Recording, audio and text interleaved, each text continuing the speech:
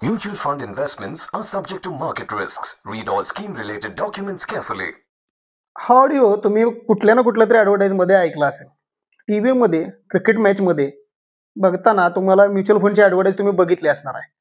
Mutual फंडच्या ॲडव्हर्टाईजमध्ये हे शेवटला काय सांगितलं जाते, म्युच्युअल फंडमध्ये काय रिस्क आहे नेमकी, म्युच्युअल फंडमध्ये गॅरंटी नसते का, असे जर प्रश्न तुम्हाला पडले असतील तर हा व्हिडिओ तुम्हाला पूर्ण बघायचा मित्रांनो. नमस्कार, मी अवधूत एक्कल स्वागत करतो एका नव्या व्हिडिओमध्ये. मित्रांनो, आपण बऱ्याच वेळेला टीव्हीमध्ये ॲडव्हर्टायझिंगमध्ये म्युच्युअल फंडचे वेगवेगळे व्हिडिओज म्युच्युअल फंड सही या नावानं बघितले. म्युच्युअल फंड बद्दल युट्यूबवर सुद्धा बरंच कंटेंट अवेलेबल आहे मित्रांनो. या कंटेंटमध्ये तुम्ही प्रत्येक वेळेला ऐकलं असेल की सब्जेक्ट टू मार्केट रिस्क आहे. ही गुंतवणूक सब्जेक्ट टू मार्केट रिस्क आहे. सल्लागाराचा सल्ला घेतल्याशिवाय गुंतवणूक करू नका. रिटर्न गॅरंटेड नाहीत. असे बरेच प्रश्न तुम्हाला पण पडले असतील हे बघून तुम्हाला असे पण प्रश्न पडले असतील की ह्याच्यामध्ये नेमके काय जोखीम आहे. आता याच्यामध्ये जोखीम बघायची झाली तर आपल्याला टप्प्याटप्प्याने म्युच्युअल फंड सोपे करत जायला लागणार आहे. मित्रांनो, आजच्या या विषयामध्ये आपण बघायचं आहे की म्युच्युअल फंड नेमकं काय रिस्क आहे म्युच्युअल फंडामध्ये. व्हिडिओला सुरुवात करण्याआधी जर तुम्ही चॅनलवर नवीन असाल तर सबस्क्राईब करून घ्या मित्रांनो. लाईक करा, शेअर करा. काही शंका वाटत असेल तर तुम्हाला कमेंट करा. अजूनही काही जास्तीची शंका वाटत असेल तुम्हाला तर मला बिनधास्त तुम्ही कॉल करा मित्रांनो. चला तर वळूया आजच्या विषयाकडे. पहिला सगळ्यात महत्वाचा प्रश्न की म्युच्युअल फंड म्हणजे नेमकं काय. आपण बरेच व्हिडिओ बनवलेत, युट्यूबवर तुम्ही सुद्धा बघितला असाल. पण म्युच्युअल फंड म्हणजे नेमकं काय, तर बघा, आपल्यासारख्या भरपूर लोकांचे पैसे एकत्र केले जातात आणि ते पैसे गुंतवले जातात एक्सपर्ट लोकांच्याकडून. बरोबर, म्युच्युअली अंडरस्टँडिंग असलेला एक ग्रुप, सगळ्यांचं एक टार्गेट सेम असलेला लोकांचा ग्रुप, आणि त्यांची गुंतवणूक ही मार्केटमध्ये गुंतवणूक केली जाते. तर ही मार्केटमध्ये गुंतवणूक केली जाते. ही गुंतवणूक कोण करून घेते, तर त्याला म्हणतात asset management company. Asset management company काय काम करते की आपल्यासारख्या भरपूर लोकांचे पैसे गोळा करते, जमा करते आणि ती मार्केटला गुंतवणूक करत असते. आता ही गुंतवणूक 2-3 प्रकारचे मार्केट्स असतात, त्या मार्केटमध्ये गुंतवणूक केली जातात. मग त्याच्यामध्ये इक्विटी मार्केट येतं, कमोडिटी मार्केट येतं, डेब्ट मार्केट येतं, मनी मार्केट येतं. वेगवेगळ्या ऍसेट क्लासेसमध्ये ही गुंतवणूक केली जाते मित्रांनो. म्युच्युअल फंड कंपन्या ब्रोकर थ्रू किंवा त्यांच्या वेबसाईट थ्रू अशा वेगवेगळ्या प्लॅटफॉर्मवरून, ऑनलाईन प्लॅटफॉर्मवरून आपले म्युच्युअल फंड्स विक्री करत असतात. वेगवेगळ्या प्रकारचे म्युच्युअल फंड आहेत मित्रांनो. पहिला तर प्रकार आहे बघा, इक्विटी म्युच्युअल फंड. नावातच इक्विटी आहे म्हणजे शेअर्स मध्ये गुंतवणूक, जे आपण शेअर मार्केट बघतोय आणि जो सध्याचा फेमस पण प्रकार आहे मित्र. सगळ्यांनी बघितलेत, मोठे मोठे रिटर्न दिलेत, ते सगळे इक्विटी फंडच आहेत मित्रांनो. त्यानंतर दुसरा म्युच्युअल फंडचा प्रकार तो येतोय, तो म्हणजे डेब्ट म्युच्युअल फंड. डेब्ट मार्केट म्हणजे bonds, corporate bond, government bonds यांच्यामध्ये सुद्धा देवाणघेवाण होत असते. तर ह्या देवाणघेवाणीचं एक वेगळं मार्केट आहे, तर त्याच्यामध्ये गुंतवणूक केली जाते, ते म्हणजे डेब्ट म्युच्युअल फंड. आणि हायब्रिड म्युच्युअल फंड, तिसरा प्रकार आहे hybrid mutual fund. Hybrid mutual fund मध्ये डेब्ट आणि इक्विटीचं कॉम्बिनेशन असते मित्रांनो. चौथा अजून एक प्रकार असतो मनी मार्केट, जे कर्जांचं देवाणघेवाण होत असते मार्केटमध्ये, बँकांमध्ये वेगवेगळ्या पद्धतीची कर्ज एकमेकांना दिली जातात, घेतली जातात, तर त्यांचं एक वेगळं मार्केट असते. त्याची रिस्क थोडी कमी असते, तर त्या प्रकारचं मार्केट एक असते, ते म्हणजे मनी मार्केट. आता ह्या सगळ्या प्रकारच्या मार्केटमध्ये गुंतवणूक वेगवेगळ्या पद्धतीनं केली जाते. अजूनही काही ऍसेट क्लासेस आहेत, कमोडिटीज आहेत, गोल्ड आहेत, ठीक आहे, अशा प्रकारचे काही अजून ऍसेट क्लासेस आहेत. तर त्यांच्यामध्ये सुद्धा गुंतवणूक म्युच्युअल फंड कंपनीद्वारे केली जाते, एएमसी द्वारे केली जाते मित्रांनो. आता आपण टार्गेट वाईज जर विचार केला की गुंतवणुकीला आपण जे टार्गेट देतो, त्या टार्गेट वाईज म्युच्युअल फंडांचे काही प्रकार आहेत मित्रांनो. पहिला तर प्रकार आहे बघा, आपण बघितलंय ग्रोथ ऑप्शन. ग्रोथ ऑप्शन म्हणजे आपली जी गुंतवणूक आहे ती कंटिन्युअसली वाढत जाते. कंटिन्युअसली वाढत जाते म्हणजे तर घातलेल्या रकमेमध्ये वाढ होत जाते. कंटिन्युअस आपण त्या व्याजावर व्याज, व्याजावर व्याज, व्याजावर व्याज अशा पद्धतीने चक्रवाढ व्याज पद्धतीने आपले पैसे वाढत जातात. दुसरा काय ऑप्शन आहे मित्रांनो, तर ईएलएसएस प्रकार जो आहे. ईएलएसएस प्रकारामध्ये काय होते मित्र, की इथं गुंतवणुकीला तुम्हाला टॅक्सचं बेनिफिट मिळते.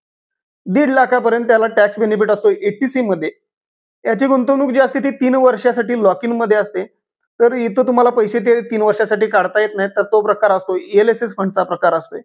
तिसरा प्रकार असतोय डिव्हिडंड ऑप्शनचा, म्हणजे आपल्याला दर महिन्याला, दर वर्षाला, दर क्वार्टरला, दर 6 महिन्याला आपल्याला पाहिजे त्या वेळेला सिस्टमॅटिक पद्धतीनं किंवा असिस्टमॅटिक पद्धतीनं किंवा जसं फंड जाहीर करेल त्या पद्धतीनं आपल्याला एक डिव्हिडंड पाहिजे असते किंवा पेन्शन स्वरूपात आपल्याला रक्कम पाहिजे असते, जी आपण खर्च करू शकणार आहे. तर त्या प्रकारचा ऑप्शन हा तिसरा प्रकार झाला. ह्याचं पण लोकांचं टार्गेट असू शकतं. म्हणजे बघा, पैसे वाढवणं हे पण टार्गेट असू शकते, टॅक्स बेनिफिट घेणं हे पण टार्गेट असू शकते, दरमहा इन्कम घेणं हे पण टार्गेट असू शकते मित्रांनो. अजून एक मित्रांनो टार्गेट असते की आपण कमी कालावधीसाठी गुंतवणूक करणार असतो. एखादी 6 महिन्याची एफडी ठेवतोय आपण, 4 महिन्याची ठेवतोय, 3 महिन्याची ठेवतोय, 2 वर्षाची ठेवतोय, 5 वर्षाची ठेवतोय, 10 वर्षाची ठेवतोय. अशा पद्धतीचं सुद्धा आपल्याकडे टार्गेट असते मित्र. तर या पद्धतीचे सुद्धा आपल्याकडे फंड उपलब्ध असतात, ज्यांना लिक्विड शॉर्ट ड्युरेशन फंड म्हणतात. आपल्या टार्गेटनुसार आपण वेगवेगळे फंड चूज करू शकतो. आपल्या रिस्कनुसार आपण वेगवेगळे फंड चूज करू शकतो. आता मित्र, म्युच्युअल फंड नेमकं काम कसं करतात? तर म्युच्युअल फंडामध्ये एक प्रकारे आपण जसे शेअरमध्ये गुंतवणूक करतोय, म्हणजे एखाद्या रकमेचा शेअर आपण खरेदी करतोय आणि तो आपल्याकडे सेव्ह होतोय, आपल्याकडे येऊन थांबतोय. तर त्या पद्धतीचंच काम होतंय. इथं असतात युनिट्स, म्युच्युअल फंडचे असतात युनिट्स. तुम्ही जो फंड घ्यायला लागलाय त्याचे असतात युनिट्स. त्याची एक किंमत असते. बघितलं तर त्याला म्हणतात एनएव्ही म्हणतात, नेट ऍसेट व्हॅल्यू. एक युनिट त्याची एनएव्ही. समजा तुम्ही ₹1000 गुंतवणूक करणार आहे, ₹10 युनिटची किंमत आहे, तर तुम्हाला ₹1000 मध्ये किती युनिट भेटणार आहेत मित्र? तर 100 युनिट भेटणार आहेत. 20 असतील तर 50 युनिट भेटणार आहेत. तर जसं आपण खरेदी करत जाऊ त्या पद्धतीने आपल्याला ते युनिट्स आपल्या खात्यामध्ये येऊन सेव्ह होत असतात मित्र. बरोबर. आता हे खातं म्हणजे काय? तर म्युच्युअल फंडाचा पण फोलिओ नंबर असतो, त्याच्यामध्ये सेव्ह होतात. हे सगळे जे फोलिओ आहेत वेगवेगळ्या म्युच्युअल फंडांचे ते तुमच्या डिपॉझिटरी अकाउंटला सेव्ह होत असतात. सगळं गोष्टी पारदर्शकपणे तुम्हाला ह्या दिसत असतात की आपल्याला किती युनिट खरेदी झाल्यात आणि किती युनिट विक्री झाल्यात. कळते का बघा? तर अशा पद्धतीने म्युच्युअल फंडांचं काम होतंय.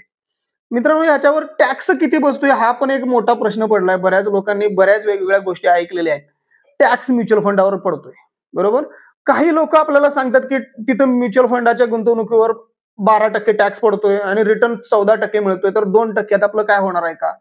तर तिकडे नको इकडे करा. तर ह्या सगळ्या गैरसमजुती आहेत मित्र. टॅक्स कशा पद्धतीने पडतो? तर म्युच्युअल फंडाला, इक्विटी म्युच्युअल फंडला कॅपिटल गेन टॅक्स अप्लाय होतोय मित्र, आणि डेब्ट म्युच्युअल फंडला पण त्याच पद्धतीनं पण वेगळ्या पद्धतीनं थोडाफार होतोय. इक्विटी म्युच्युअल फंडाचा जर विचार केला तर 1 वर्षाच्या वरच्या प्रॉफिटवर 12.5% कॅपिटल गेन टॅक्स पडतोय आणि 1 वर्षाच्या आतल्या गुंतवणुकीवर प्रॉफिटवर 20% कॅपिटल गेन टॅक्स पडतोय मित्र. म्हणजे आता बघा कशा पद्धतीनं वर्क होतंय. तर जो काय तुमचा प्रॉफिट बनलाय त्या प्रॉफिटवर ₹1,00,000 तुम्हाला सूट दिली जाते आणि राहिलेल्या प्रॉफिटवर तुम्हाला 12.5% टॅक्स हा पडतोय. म्हणजे उदाहरणार्थ तुम्ही 5 लाख भरलेत, 5 लाखाचे ₹10,00,000 झाल्यात, तर 10 लाखावर पूर्ण 12.5% टॅक्स पडणार आहे का? तर नाही. तर जो प्रॉफिट झालाय त्या प्रॉफिट मधले ₹1,00,000-1,25,000 मायनस होणार आहे पहिल्यांदा. म्हणजे 4.5 लाखावर तुम्हाला 12.5% टॅक्स बसणार आहे. म्हणजे किती बसणार आहे? तर गणितात बघितलं, पर्सेंटेजमध्ये जर बघितलं, जर IRRचा विचार जर केला तर फक्त 1% मित्र फरक पडतोय. किती? फक्त 1% फरक पडतो. त्यामुळं फार मोठा काय फरक याच्यावर पडत आपल्या गुंतवणुकीवर किंवा टार्गेटवर किंवा अमाऊंटवर फार मोठा काय फरक पडत नाही मित्र. आता म्युच्युअल फंडामध्ये गुंतवणूक कशी करायची? तर कशी करायची? हाऊ टू इन्व्हेस्टचा जर विचार केला आपण तर 2 प्रकारे म्युच्युअल फंडांमध्ये गुंतवणूक करता येते मित्रांनो. डायरेक्ट फंड मध्ये तुम्ही गुंतवणूक करू शकता आणि रेग्युलर फंड मध्ये गुंतवणूक करू शकता. डायरेक्ट फंड म्हणजे तुम्ही स्वतः अभ्यास करून तुमचं तुम्ही स्वतः चूज करता आणि कंपनीच्या वेबसाईटवर जाऊन किंवा काही ऑनलाईन प्लॅटफॉर्मवर जाऊन तुम्ही ती खरेदी करू शकता. दुसरा प्रकार रेग्युलर म्युच्युअल फंडचा प्रकार. या रेग्युलर म्युच्युअल फंड मध्ये तुम्हाला एक ऍडवायझर असतो, त्या ऍडवायझर थ्रू तुम्ही ती खरेदी करत असताय. म्हणजे एक एजंट असतो, त्या एजंट थ्रू तुम्ही खरेदी करत असताय. रेग्युलर मध्ये तुम्हाला एजंटला कमिशन द्यावं लागते मित्र. एजंटचं कमिशन 0.5% पासून 1% पर्यंत 1.5% एजंटचं कमिशन असू शकते. डायरेक्ट आणि रेग्युलर मधला फरक सांगितला. बरोबर. आता त्याच्या पुढचा मोठा प्रश्न येतोय आपल्याला की नेमका फंड कुठला घ्यायचा. आता बरेच जण आपल्याला विचारतील किंवा युट्यूबवर पण आपण बऱ्याच वेळा हेच शोधत असतो की फंड कुठला घ्यायचा. लक्षात घ्या गोष्ट, ज्या गोष्टी तुम्ही चेक करून फंड घ्यायला लागलाय ती म्हणजे मॅक्सिमम लोक बघतात ते रिटर्न. म्हणजे रिटर्न हे पास्ट रिटर्न असतात. तर पास्ट रिटर्न बघूनच आपण गुंतवणूक करायला बघतोय. पण पास्ट रिटर्न प्रमाणेच भविष्यात सुद्धा तो फंड परफॉर्म करेल असं कुठेही लिहिलेलं नाही आहे. बरोबर.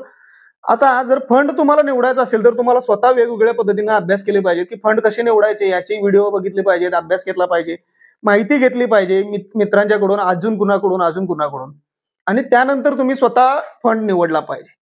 आणि रेग्युलर मध्ये तुम्ही हेच गोष्ट काय करू शकता, ऍडवायझरला सांगू शकता की तो तुमच्यासाठी चांगले फंड निवडेल, तो तुमची रिस्क अनालाइज करेल.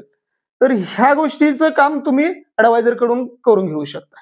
आता तुम्हाला सल्ला पाहिजे की कमिशन वाचवायचं आहे हे तुम्ही ठरवायचं आहे आणि त्यानंतर मग कोणता फंड घ्यायचा ह्या प्रश्नाचं उत्तर तुम्हाला मिळून जाईल. बरोबर. आता सगळ्यात इम्पॉर्टंट प्रश्न आहे तो म्हणजे याच्यामध्ये आता रिस्क किती आहे, गॅरंटी आहे किंवा नाही.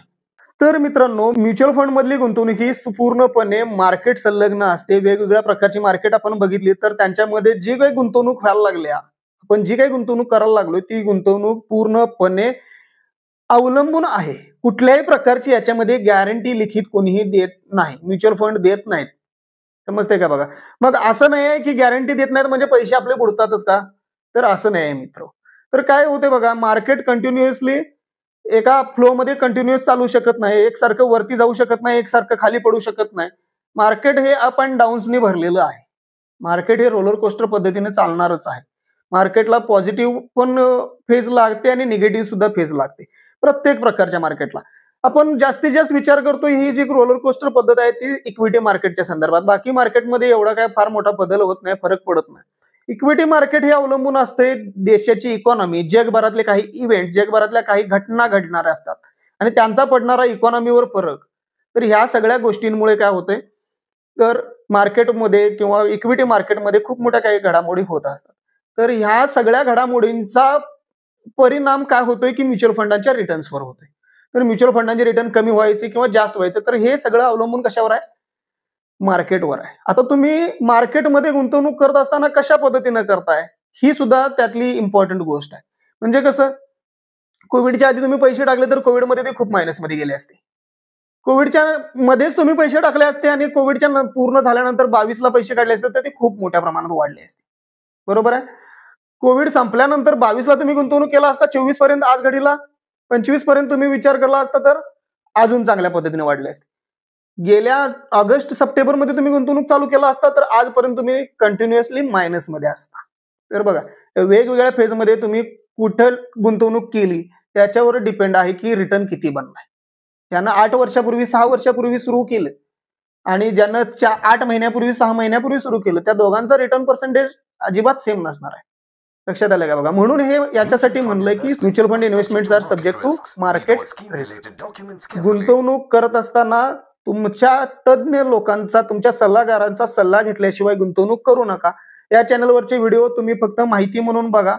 हा कुठल्याही पद्धतीचा तुम्हाला म्युच्युअल फंड विकत घेण्यासंदर्भातला सल्ला नाही आहे. मित्रांनो, व्हिडिओ आवडला असेल तर लाईक करा, शेअर करा, चॅनलला सबस्क्राईब करायला अजिबात विसरू नका. नमस्कार.